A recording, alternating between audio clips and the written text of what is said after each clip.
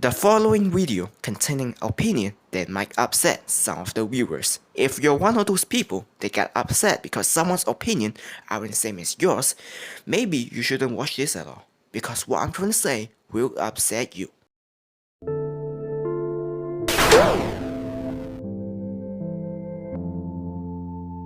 Back in 2021, Square Enix announces Life is Strange Remastered Collection, a collection that contains the original Life is Strange and Before the Storm, scheduled to release in September of that year.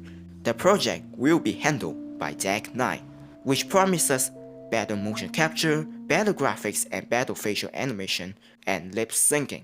Unfortunately, during that time, Deck 9 were busy developing Life is Strange True Colors. Ultimately, the remastered project was delayed to February 1st, 2022. The initial trailer received mixed/negative reviews. A lot of people say the graphics looks pretty jarring and bad. It's safe to say they need more time to work on this project. So fast forward to 2022, when the game was finally released, I have just few words. This is pointless. Okay, I can see a lot of people already rushing down the comments saying how wrong I am. But before we get there, let's just talk about the pros. First up, obviously, is the lip syncing. In the original version, most, if not the entirety of the game, are filled with moments where the character's lips aren't reacting to their words, and it can create a lot of awkward moments. Sometimes the characters just keep talking, but their lips aren't showing any response. Thanks to the motion capture that we did, they were able to fix all this problem. Now we can see the characters talk with their lips moving while correspond to the dialogues.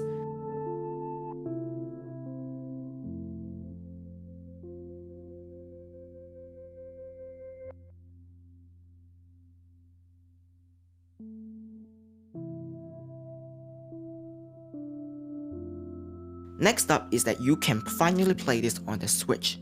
You know, back in 2015, Switch obviously hasn't existed yet. Now the remastered collection arrives in most of the console, including Nintendo Switch, although the Nintendo Switch version is delayed. But good news is that for those who are new to the series, you can finally play this, assuming you have owned the Nintendo Switch with you.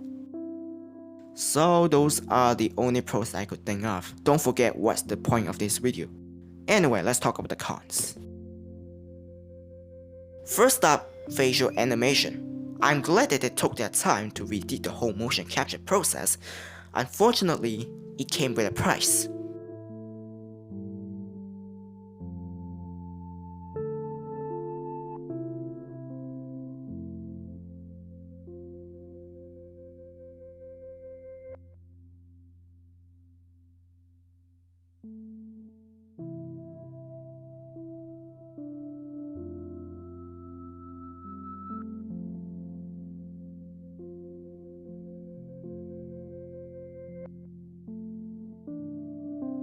It feels like someone else tried to cosplay them.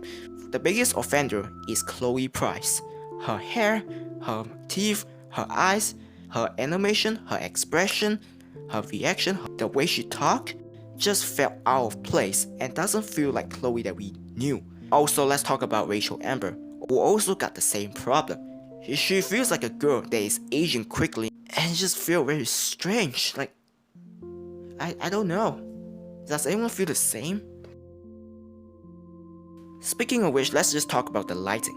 While I'm glad they actually took the time to change some of the areas, but unfortunately, this update isn't needed.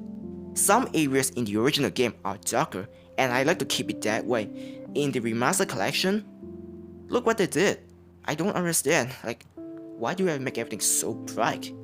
I'm glad that you took the time to make it brighter so that we can see what's up ahead, but do we need it? Do we need to see all this stuff that we probably won't even care to look at in our playthrough? You know, the whole mentality about the bloom effect makes everything better? Well, it applies here. Just because you make it brighter and shinier doesn't make it any good. I guess you want to be different, but at the price of just making it even worse. So those are my pros and cons for Life is Strange Remastered Collection. Other than the problem that I mentioned earlier, there's nothing else in the game, nothing exclusive that are added to the game. In the end, Life is Strange Remastered Collection is nothing but straight up attempt to milk the nostalgia of their loyal fan base. The original version, to this day, still holds up pretty well. The graphics still looks good, the music still sounds well, a lot of people still collecting games from during that time, and this collection doesn't need to exist. Well, luckily they didn't pull the game from the store to make people buy the remastered collection. There's something about the original game that I just adore, something that the remastered collection tried to replicate but failed. While I respect Deck Knight remastering it just to fix their lip syncing, that could have been an update release like a DLC patch or something like that. The fact that you charge a full price release for a game that most people already play just makes you feel like a scummy company. I know it sounds harsh, but that's just my opinion.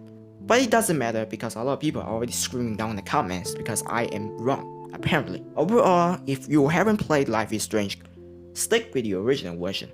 If you already owned it, don't play the remastered collection. That is all. Thank you for watching.